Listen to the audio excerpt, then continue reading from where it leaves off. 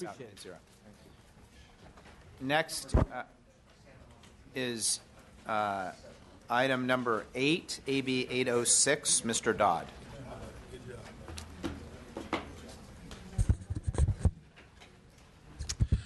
Good afternoon, Mr. Chair and members. AB 806 addresses several issues that have been identified as needing cleanup since redevelopment agencies were dissolved in 2011. Each year since the dissolution of local redevelopment agencies, the legislature identifies relatively minor issues that require some adjustment in the dissolution statute.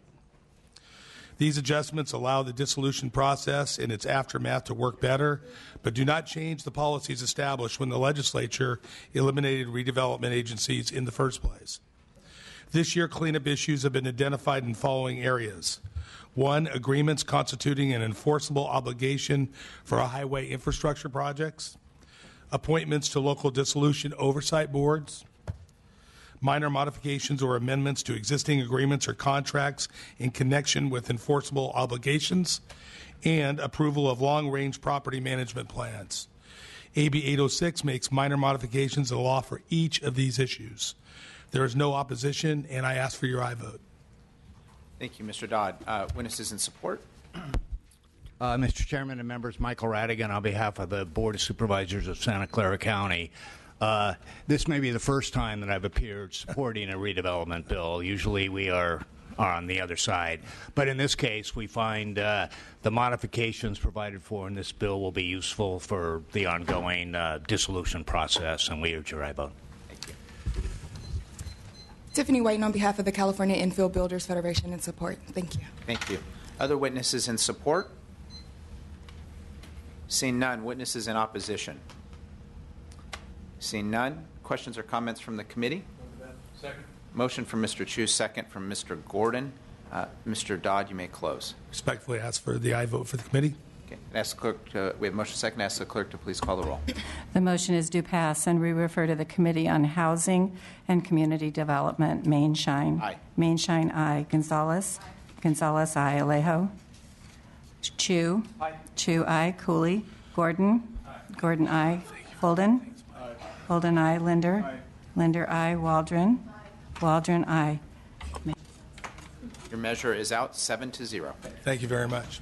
Next is Mr. Chu and Mr. Lowe.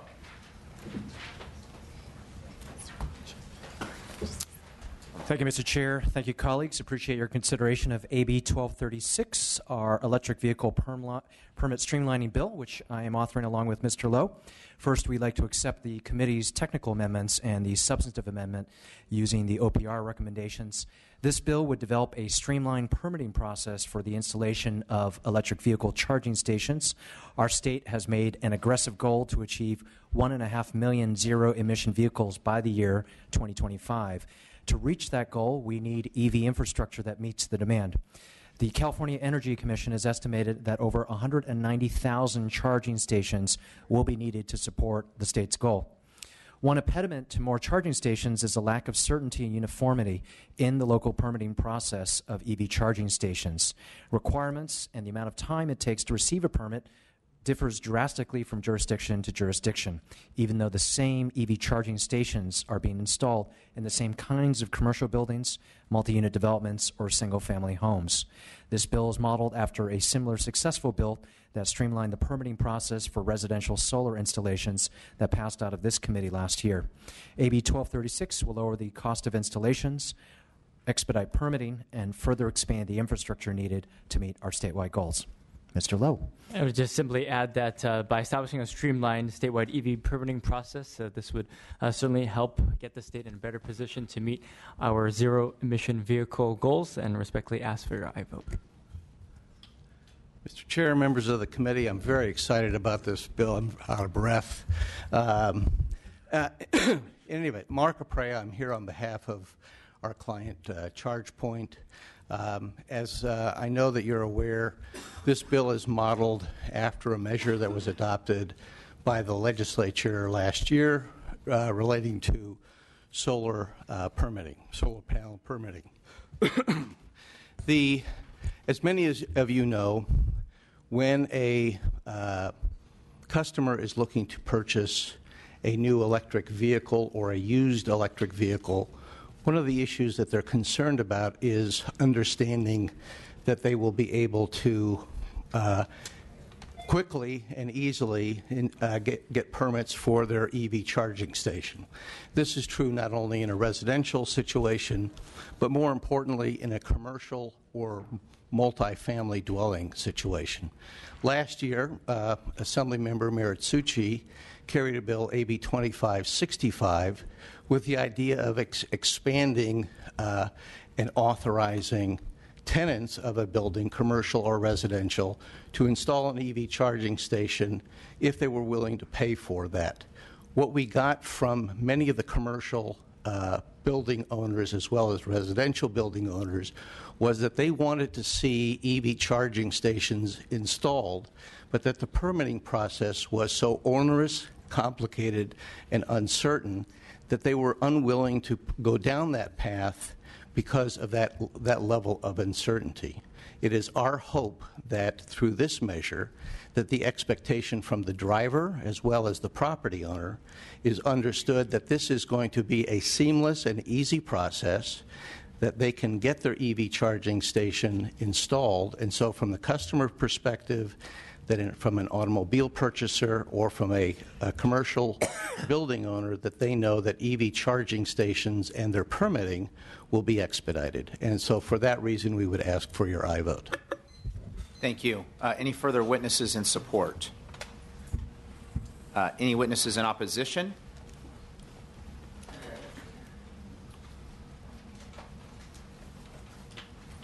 Hello, good afternoon. Jason Ryan, League California Cities. We are not officially in opposition yet. We're committed to working with the author. We hope that we can get there. In full disclosure, we were adamantly opposed to AB 2188 last year. We felt that we shouldn't set up inequities in the permitting process and treat those that have greater means better than those who don't. But I'm hopeful that we can address some of those differences. So we don't have a position yet, but we certainly look forward to working with the authors. The authors have been great, wanted to listen to us, and we're hopeful we can get there. Thank you. Any other witnesses in opposition? Seeing none. Questions or comments from the committee? Ms. Gonzalez, then Ms. Walden. I just want to make sure that you're going to accept the committee's recommended. Yes, as I said at the outset, we want to accept the committee's technical amendments as well as the substantive amendments, specifically with regards to the OPR recommendations. Okay. I'm going to support this today to move it out. I also have the same concerns I think just voiced, and I didn't always support the previous bill, but I think sometimes we may be going down a dangerous precedent, and so I'm going to support it today, but I want to be clear that I'm not sure yet if it gets to the floor if I'll continue to support it. And one thing I'll just say, as someone who comes out of local government, and I don't want to speak for my colleague, but he does as well, I think we're both very much committed to working with League of Cities and League of Counties to ensure that local issues are dealt with. I know these issues were wrestled with last year, and they were moved to a satisfactory place, and that's certainly where we hope to get. Ms. Waldron. Thank you, Mr. Chair. I thank you for bringing this forward. It's due time, I think, if the state is promoting electric vehicles and the ability to actually charge them is part of the process. Last year, I supported Mr. Miritsuchi's bill. The county of San Diego actually has a very streamlined process for a lot of the permitting that's standardized, and I could see this type of thing eventually evolving into that self-certification if you have a licensed contractor for those basic similar things, and solar was one of those. So thank you, and I'll support the bill today. Thank you. Thank you, Ms. Waldron. Mr. Linder. I want to applaud you. This is a great bill. It moves us towards a great outcome, and you're doing it the right way. And I think that their cooperation with the localities and making sure that they're part of the conversation is it's admirable. Thank you guys for doing this. And as a driver of an electric vehicle, I can appreciate that because it's always hard for me to find charging stations when I need one. And I would love to offer to co-author if you'd allow me. So thank you. Thank you. And I also want to say to the authors, thank you for your hard work on this important issue. It's something that's very meaningful to a lot of us coming out of local government. You two have worked very hard on this bill. I'm certainly very pleased to support it today. Do we have a motion? So moved. Motion from Mr. Alejo, second from Mr. Linder. And for the record, the motion would be thank you for accepting the amendments. It's do pass as amended to accept the technical amendments listed in comment 7 of the analysis and to clarify in the bill's provisions that more than one inspection may be required pursuant to the recommendations of the OPR guidebook. Okay. We have a motion and a second. Ask the clerk to please call the roll. And you may close, gentlemen. Respectfully ask for your support for I had a electric feeling that vehicles. was your close. Ditto. So, yeah, good. The motion is do pass as amended, and we refer to the Committee on Transportation. Mainshine. Aye. Mainshine, aye. Gonzalez. Gonzalez, aye. Alejo. Alejo, aye. Chu. Aye. Chu, aye. Cooley. Aye. Cooley, aye. Gordon. Not voting. Gordon, not voting. Holden. Aye. Holden, aye. Linder. Aye. Linder, aye. Waldron. Waldron, aye. Your motion is out 8-0. Thank you. Thank you. Thank you. Next, Mr. Perea. Thank you for coming over from the Ag Committee.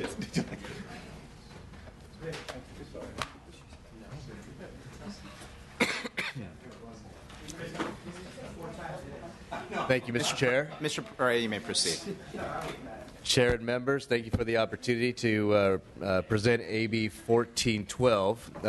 AB 1412 comes out of a concern that arose in my district, and I think we narrowly crafted, not just to apply to our district, I think others may qualify as well. But AB 1412 would allow for accelerated repayment of qualifying loans made between a former redevelopment agency and its sponsoring city or county. Existing law sets a maximum annual loan repayment amount on sponsoring entity loans. It is based on growth and residual redevelopment property tax fund revenues. The existing repayment formula is very restrictive for some agencies. In many cases, the loan cannot be repaid for multiple decades.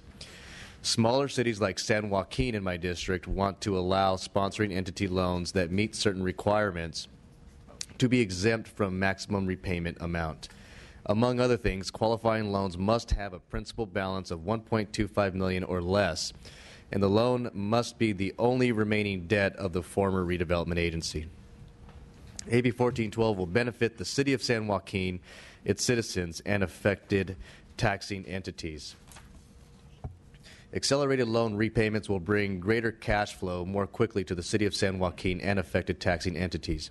It is estimated that the city loan would be repaid 28 years sooner, and taxing entities would receive an additional $5.2 million in property tax revenues to fund their services. AB 1412 would provide much-needed revenues to the City of San Joaquin because the amount owed on the loan is greater than the city's annual budget. Loan repayments would be used to fund services for city residents, businesses, and visitors.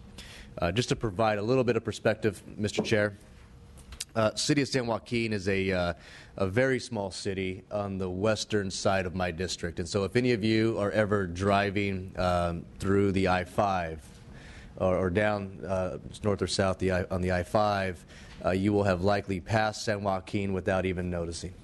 Just like you probably wouldn't notice some of the other cities in my district along the I-5.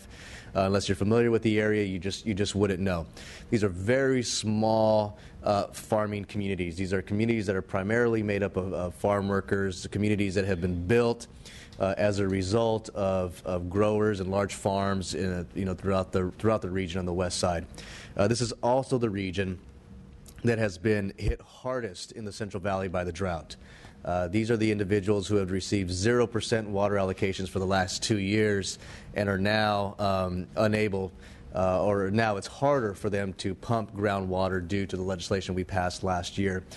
This is also an area of my district where we also have oil. So we have a little bit of oil, mostly ag, and it's a portion of my district that is just hurting tremendously.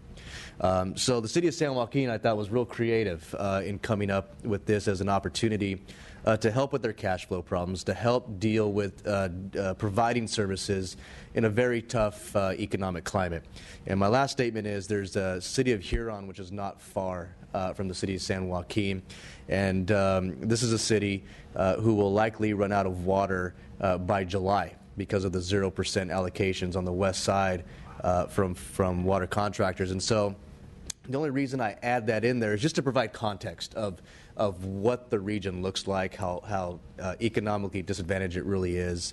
When we passed the drought legislation recently, and we talked about the food lines, and we talked about the need for funding so people can flush their toilets, so people can set up community showers so they can take a shower, communities that are running out of water. San Joaquin certainly falls within the context of all of that. Around in the area of the west side of Fresno County. And so we think we have a really creative solution that will allow them to continue to deliver services in these tough economic times, and would just respectfully ask for your aye vote. Move the bill. Thank you. Motion from Mr. Gordon, second from Ms. Gonzalez. Any further witnesses? We do. We have Chad McMillan, City Manager for City of San Joaquin, and Susie Kim, who is a consultant to the city. Mr. Chair, Committee, Chad McMullen, City Manager representing San Joaquin. I'm here before you I'm the new City Manager just recently of 4 months. And I've been charged with providing good governments while ensuring that my city and our communities have the services and have a quality of life. With a general fund budget of under about $900,000, we're unable to provide those type of services that render quality life that is needed of other bigger cities. AB 1412 does just that. It allows, with the passage of this bill, the loan repayment from the redevelopment, which will allow us to inject the cash back into the community by providing jobs, economic development, and providing those services through our city, which we have a 40% below medium house code on the national average. So again, I urge you for an aye vote to help the city of San Joaquin out. I'm Susie Kim. I'm a consultant to the City of San Joaquin, and I'm available to answer any technical questions you might have about the legislation. Thank you. Any other witnesses in support? Any witnesses in opposition? Seeing none, questions or comments from the committee? Ms. Waldron. Thank you, Mr. Chair. I'm supporting the bill today because I understand the issue that your city is facing. And I see that it's very narrowly focused, for that region. And I just wanted to say a comment for the record that maybe this committee could look into, or, if we're interested in doing a bill in the future. It seems to me that the things that you're doing could be expanded. Basically, if the outstanding principal balance of the loan was much larger than just the $1.2 million that you're saying, and not the only bond debt of an agency, so really opening it up more, maybe capping it at $30 million. I think most of the litigation that the state is facing from local governments in this redevelopment dissolution would actually go away. So I think you're on to something. I think it sets a good precedence, and that might be something we could look at in the future. So great, thank you very much. Mr. Lejo. I just wanted to point out, City of San Joaquin, you said your general fund is less than $1 million? Correct. So talk about a very small city budget, absolutely. But I just saw here that you, the city reached out to the Department of Finance asking if you could do this accelerated loan, but they explained, I guess, that they don't have the authority to be able to do that. According to analysis, DOF denied successor agencies' request, saying they don't have the authority to allow for repayment amount outside of what is defined in statute. And so if that's what they're conveying, the only way that they could be able to, it could be done lawfully, is to make sure that you're clarified in statute. And certainly if this has a benefit for disadvantaged community like San Joaquin, I think it's the thing that we could do to help with the cash flow for your city. Thank you. Mr. Cooley. Henry, I just want to remark on your bill. I think when you look at I think in many ways your bill, very good creativity. It's sort of an archetype. The fact is we sit here in Sacramento as legislators, and if we step back and say, what are we really trying to do coming off this recession? It's how the heck do we do things that tweak the law in various ways around California to help people solve problems, to release energy on problems. We don't get out of this by just spending our tax dollars. We do it by finding ways to adjust the law so that all around California, people who are engaged in issues can find a way to make a breakthrough, move us forward, advance the ball. release the energy is actually the business we are in. And it takes creativity to see how an adjustment to simply the law can release needed energy on a problem. And I think coming here as an advocate on behalf of your community and sharing sort of the local view, City of San Joaquin, City of Huron, it goes to the heart of what we're doing here. So very good job. Thank you. Thank you. Seeing no other questions or comments from the committee, we have a motion and a second. Mr. Perea, you may close. Respectfully ask for your aye vote. Thank you. Ask the clerk to please call the roll. The motion is due pass, and we refer to the Committee on Housing and Community Development. Mainshine. Aye. Mainshine, aye. Gonzalez. Gonzalez, aye. Alejo. Alejo, aye. Chu. Chu, aye. Cooley. Aye. Cooley, aye. Gordon. Aye. Gordon, aye. Holden. Aye. Holden, aye. Linder. Aye. Linder, aye. Waldron. Waldron, aye. Measure. Your measure is out 9-0. Thank you very much. Our final item is AB 169. My item, so Ms. Gonzalez.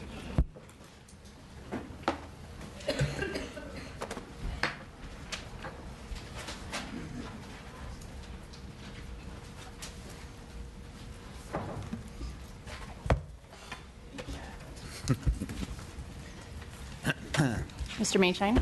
Thank you, Madam Chairwoman and members.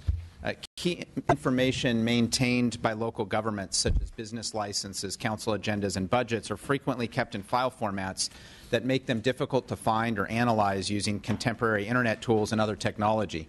The current guidelines for posting these documents predate the Xerox machine and thus are inadequate in the modern era. The concept of open data describes data that are freely available, machine-readable, and formatted according to national technical standards to facilitate visibility and reuse of published data. This concept allows access to standardized data that can be easily retrieved, downloaded, sorted, searched, analyzed, redistributed, and used by individuals or businesses or researchers or journalists and governments to use a single data table or combinations of data tables. Making local government data available online using open standards will increase transparency and make operations more effective and accountable to the public. It will streamline communication between government agencies, both state and local, and vastly improve accessibility for the public. Making this information electronically searchable and machine-readable will also permit the public to assist in identifying efficient solutions for government, create economic opportunities, and provide innovation and accountability at the local level. Move the bill. I have with me, thank you very much for the motion. I have with me Rob Karinke to present additional testimony to help answer any questions pertaining to AB 169. Thank you, Assemblyman. As the Assemblyman glossed, there are many benefits to open data. My name is Rob Karinke. I have a technology and advocacy firm based here in California called Grassroots Lab. I also, through a contract, have been working with California Forward the last couple of years on open data issues specifically, where I've hosted a series of conferences and regional forums all over the state, both in the Inland Empire, the Central Valley, and in the traditional coastal tech hubs, talking about open data specific to local governments. AB 169 does focus exclusively on local governments. I think importantly, it doesn't mandate activity by those governments, but gives them an important target to hit in terms of what open data can mean. What that can mean is, as the Assemblyman glossed, greater interoperability of that information. Very importantly, it would allow local agencies to better share information amongst themselves, and then also very critically with the public. This data also has intrinsic economic value. It can help create jobs. It can also help bring new businesses online and make it easier for them to interact with their local agencies to get going. I also bring with me today a letter from the San Diego Regional Data Library, who couldn't be here today but asked me to speak on their behalf. They call AB 169 an important step for ensuring that existing open data and public records activities are conducted in a manner that ensures the highest levels of transparency. We would urge your support of the bill. Good afternoon. My name is Steve Spiker. I'm the Director of Research and Technology with Urban Strategies Council and also the Executive Director of Open Oakland, the Civic Innovation Group.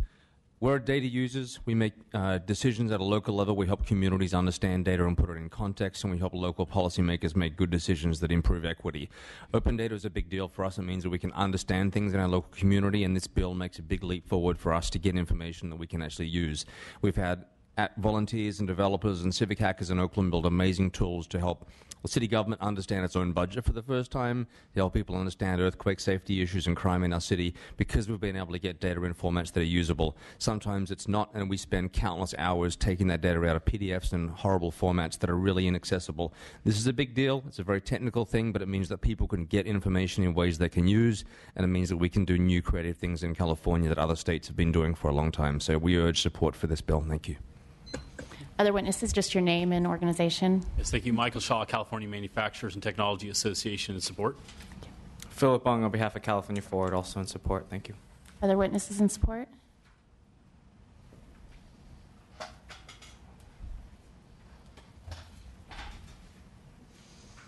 Alicia Lewis on behalf of the League of California Cities. We're not fully to support yet, but we've been providing technical feedback to the author's office and appreciate the open door on being able to address some of our concerns on the technical language. So we'll continue working on that. Thank you. Julian DeVores with the Urban Counties Caucus. We also don't have an official position, but there's a couple of terminologies in the bill we'd like to work with the author, especially machine readable, that we've heard from our clerks, but we think it's moving in the right direction. Thank you. Any witnesses in opposition? See none. Questions and comments from committee? All right, we have a motion for Mr. Gordon and a second for Mr. Chu. Like to close? Thank you, Madam Chair and members. I'd respectfully request an aye vote. If the clerk can call the roll. The motion is due pass, and we refer to the Committee on Appropriations. Mainshine. Aye. Mainshine, aye. Gonzalez. Gonzalez, aye. Alejo. Alejo, aye. Chu. Chu, aye. Cooley. Aye. Cooley, aye. Gordon. Gordon, aye. Holden. Holden, aye. Linder. Linder, aye. Waldron. Waldron, aye. Measures out. This, members, this concludes our business for the day. Without objection, we will leave the roll open for 10 minutes for add-ons, after which time this hearing will stand adjourned. If you've missed a vote, please stay seated, or you can stand here too, is fine, and the Secretary will call the roll.